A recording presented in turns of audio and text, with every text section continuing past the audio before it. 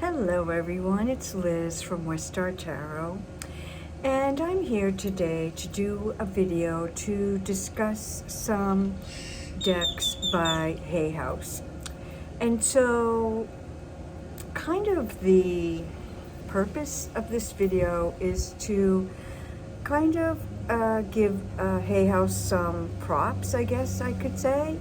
You know, I'm often vocally critical of the major publishing houses of tarot decks and oracle decks. They can definitely be accused of being tarot so white and, you know, kind of pumping out the same thing over and over again and not being terribly inclusive.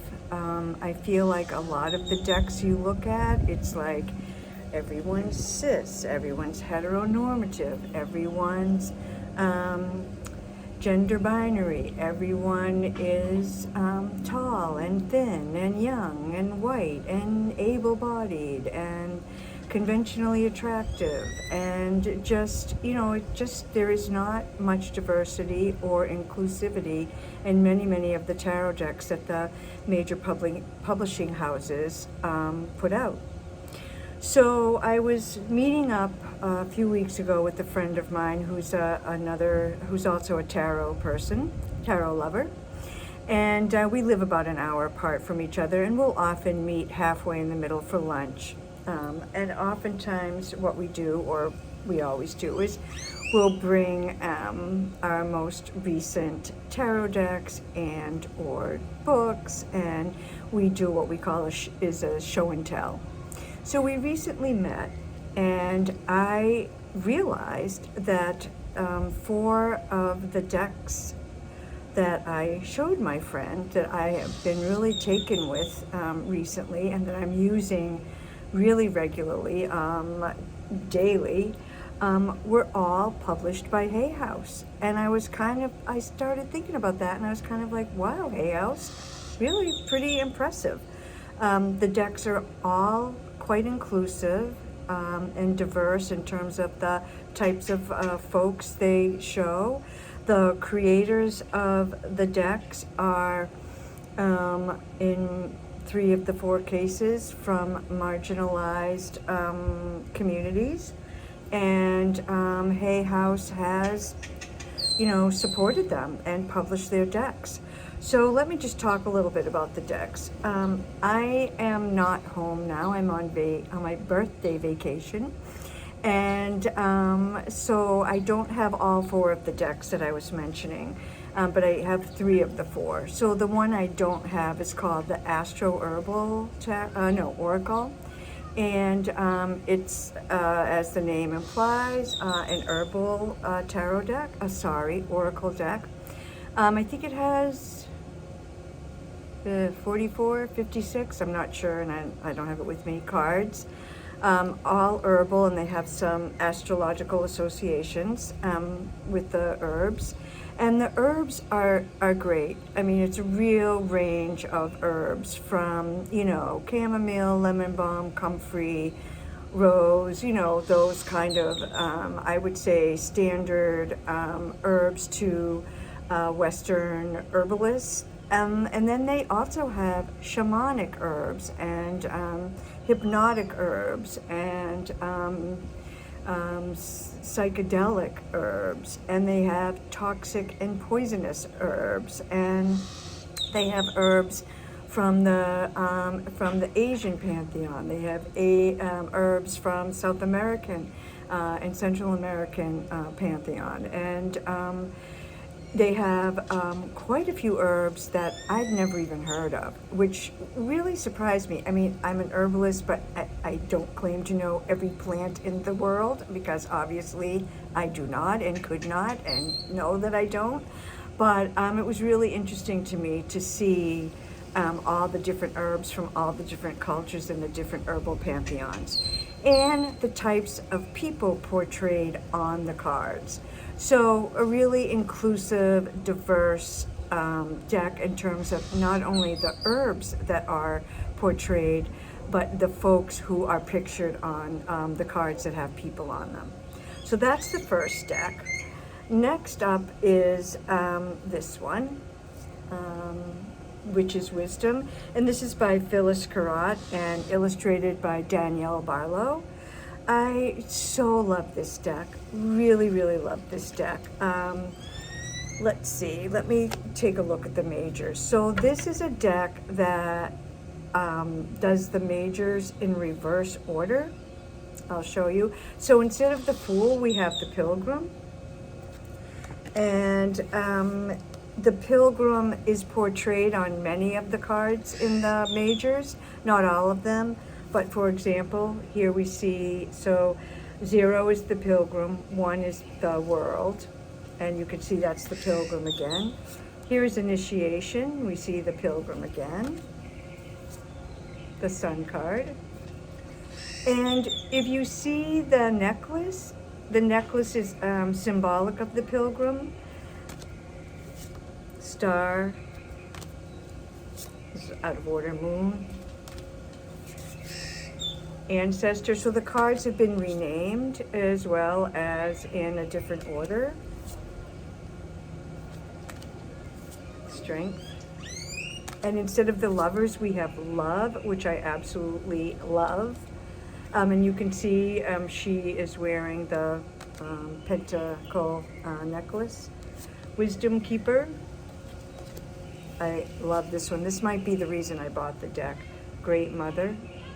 So this would be the Empress, the Priestess, and you can see is card 20 is the High Priestess, and then 21 is Council of All Beings. So I think the artwork is beautiful. I just love it. It really speaks to me. And here's just a few cards. So the suits are Elemental.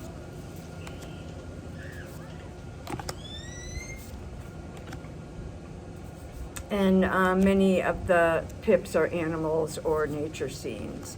And here we have the court card. So we have Page is Messenger, Knight is Witch, Queen is Craftsman, and King is Goddess. So that is the Witch's Wisdom. The guidebook I love. It's nice and meaty, and it has it has what it's called the wisdom of the card, the essence of the card, the counsel of the card, and then it has like a little ritual or something called the magic of the card. So that is Witch's Wisdom. Next up is a deck, an oracle deck by Aisha Frost, illustrated by Steph Littlebird, the Sacred Medicine Oracle. And you have a nice chunky guidebook. We have the wisdom of the card. We have a sacred ceremony or ritual that you can conduct with the card, and then a healing affirmation for each card. The artwork I think is stunning. I wanted to read a little bit about Asia and Steph. So here's about the artist. Steph Littlebird is an artist, curator, writer, and member of Oregon's Grand Round Confederated Tribes. She received national recognition as curator of This Is Kalapuyan Land, an exhibition at the Five Oaks Museum in Portland. And it was also featured on PBS NewsHour. She has done this beautiful artwork for this deck. And then Aisha Frost, her, is an indigenous medicine woman and a member of the Chippewas of Nawish First Nation. She has guided thousands of people through profound and lasting transformation. And she is the international best-selling author of You Are the Medicine. So let me just show you a few of the cards. Sacred Tears. This has 56 cards in it. Wolf. Medicine Rights, and you can see there's a title and a keyword on each of the cards. This is Medicine Wheel. Cycle.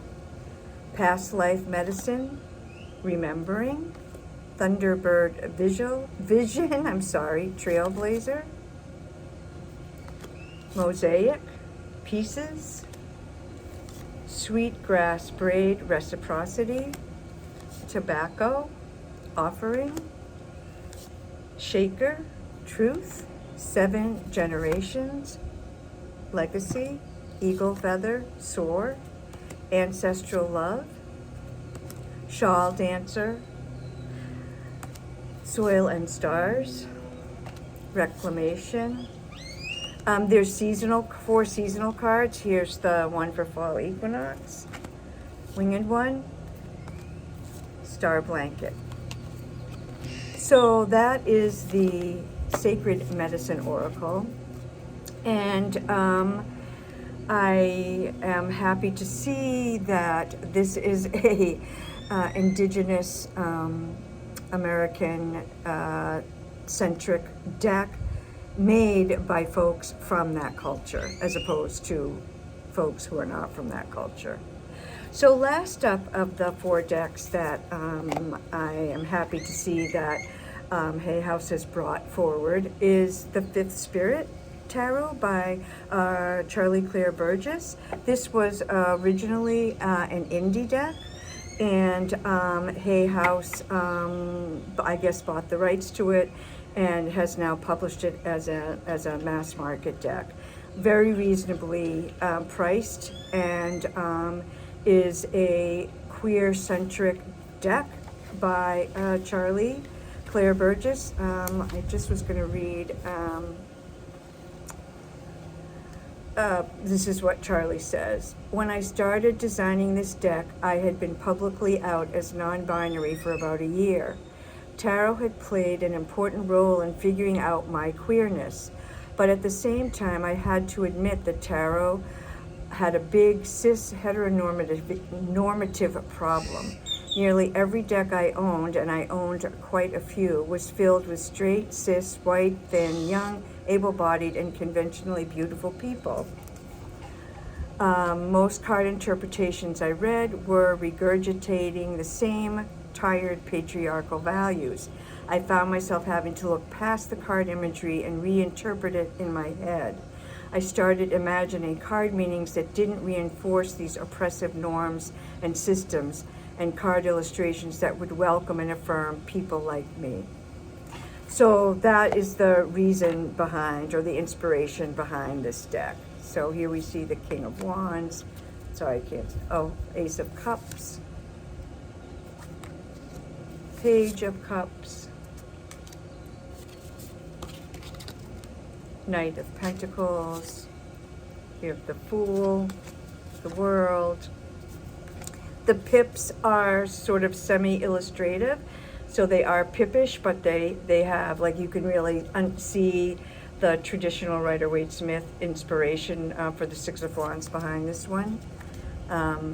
Same with the Ten of Pentacles, the Six of Swords. Here's the Chariot, the Two of Swords, Six of Cups, Seven of Pentacles, the Hanged One, the Magician, the Emperor, and the Queen of Wands. So I think you can see from these decks that we have a wider variety of folks portrayed, and a wider variety of authors and artists from a wider variety of cultures and communities. And I want to applaud Hay House, and I hope that Hay House continues to reach into these communities to bring forward tarot and oracle decks that are reflective of a more diverse and inclusive communities. And I really think that the way for us as folks who use tarot and oracle decks to send the message to publishers that this is what we want and this is what we support is to actually buy these decks. And each one of these decks, the Witch's Wisdom was a little pricey, but it's kind of a delight. It has a fancy box, and it comes with this, nice nice bag, and the guidebook is kind of fancy, so it's like a deluxe edition, and that's why it was a little bit pricier. I think it was like $35. But the other decks were anywhere from $17 to $25. So, reasonably priced. US dollars, I should add. Anyway, what are your thoughts about Hay House and other publishers in terms of bringing forward decks from a broader community of folks and supporting creators who are representative of more marginalized communities? Are you happy to see that? Have you bought any of these decks? Do you have other decks that you can recommend that are authored and the artwork done by folks from marginalized communities? If so, please bring those forward in the comments.